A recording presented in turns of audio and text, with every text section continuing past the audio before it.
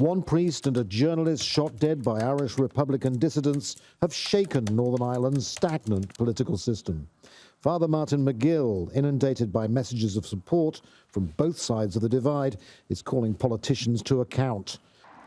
They're out now campaigning for local elections, and they're being given a reminder that bigotry, sectarianism and division won't work.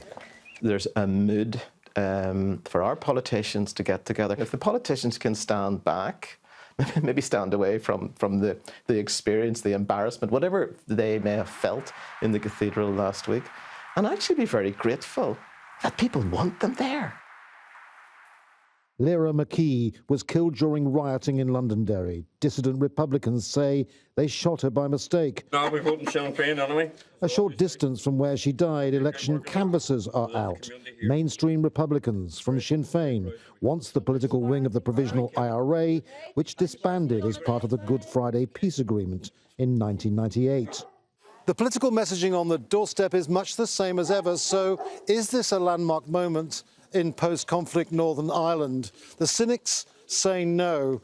Talks about talks on trying to restore power sharing after a 2-year deadlock are due next week, but there are no apparent signs of a breakthrough. The DUP doing their usual stunts. We don't have an Irish Language Act. Wales has a Language Act and Scotland has a Language Act.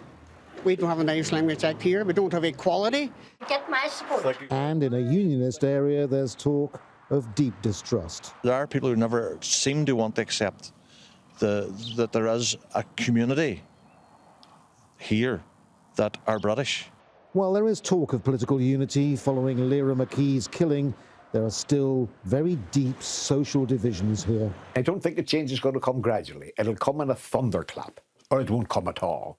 Because the longer we go on sort of this weary, stale and dull situation, all that's going on is that people are consolidated in their particular communities. Watershed moments have come and gone in 3 decades of conflict. The legacy of Lyra's death will depend on whether there's a lasting momentum for change. Andrew Simmons, Al Jazeera, Londonderry.